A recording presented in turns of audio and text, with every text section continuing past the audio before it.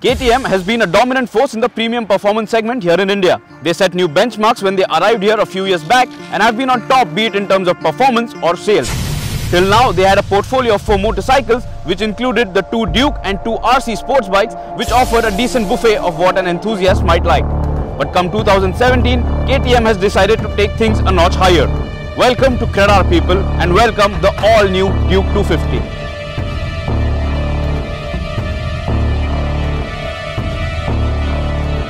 This is the first all-new motorcycle from KTM in recent years here in India. Well, you might say that even the new Duke 390 is all new, but then it still has the older engine.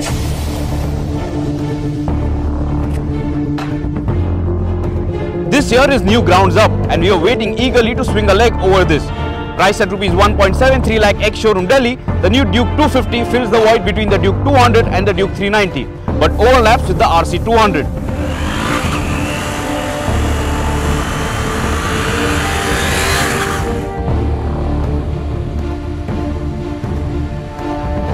So now, KTM fanboys have a tough decision to make. Or is it really tough though? Let's find out.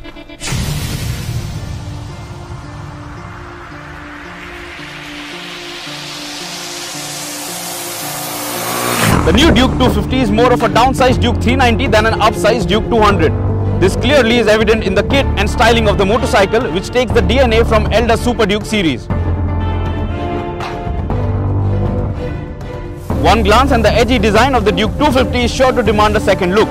It is sporty, looks sharp, and compared to competition, it is really a very good looking motorcycle money can buy. You have an option of choosing between orange and white paint options for the Duke 250.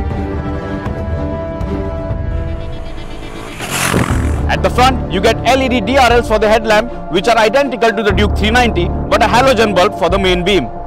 Then, the instrument console has been lifted from the MY17 RC motorcycle range, so it is updated with more features such as notification for the kill switch, 2 more bars for the engine temperature, actual fuel efficiency, and much more. The fuel tank of the new Duke 250 is a larger 13.5 litre unit made out of steel and not fiber. The floating side cull of the fuel tank also adds some funk to the design and sports the Duke 250 branding. The way the rear subframe mingles with the rear panel is just fantastic to look at. We really appreciate KTM bringing in such sporty design here to our market.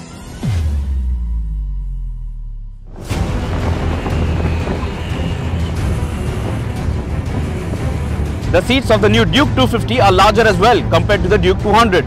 Also, the riding posture is now different. A little taller compared to the older Dukes, with the ground clearance now at 175 mm and a new seat height of 830 mm. The tail lamp is a twin LED strip setup with a clear lens on top of it. It looks different but very Pulsar-like when illuminated, we think. The new side-slung exhaust might be liked by few but disliked by some.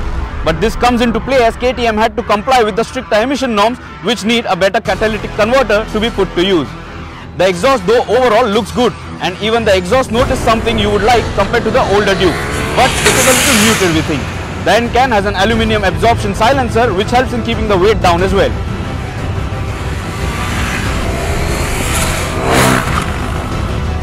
Powering this all-new Duke 250 is a 248.76cc single-cylinder liquid-cooled 4-stroke petrol motor producing 30 PS of power at 9,000 RPM and 24 Nm of torque at 7,500 RPM, matched to a 6-speed gearbox.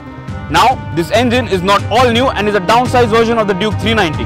The engine felt typical of KTM's with few vibrations at idle, but then being ironed out when the engine is revved higher on the go.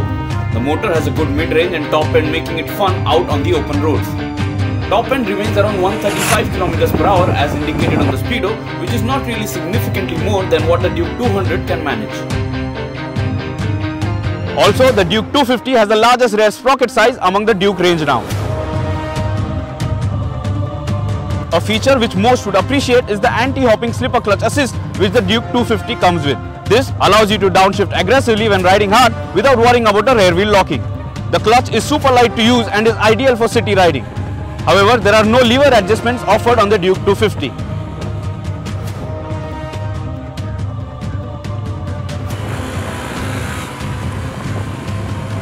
Another point to note with the new split trellis chassis with a bolt-on rear subframe is that in times of a crash, either the front or the rear can be independently replaced. It also allows better accuracy in the welds while manufacturing as mentioned by the brand. Suspension duty on the Duke 250 is performed by a 43mm open cartridge upside down front fork from WP and a WP rear monoshock as well. One interesting tweak available on the Duke 250 is that you can adjust the triple clamp on the handlebar with a range of 8mm up or down. The rear shock absorber has been adjusted at level 3 at stock setting. Braking performance is good with enough stopping power available. Although we would have loved the addition of ABS when we put the anchors down, KTM is offering a decent setup with a 300mm front disc and a 230mm rear disc brake with 4-piston calipers at the front and a single piston caliper at the rear. Stay tuned to the KTM channel for more interesting dope from the world of two-wheelers. Till we meet next time, always wear your riding gear and never forget to have some fun with your set of two wheels. See ya.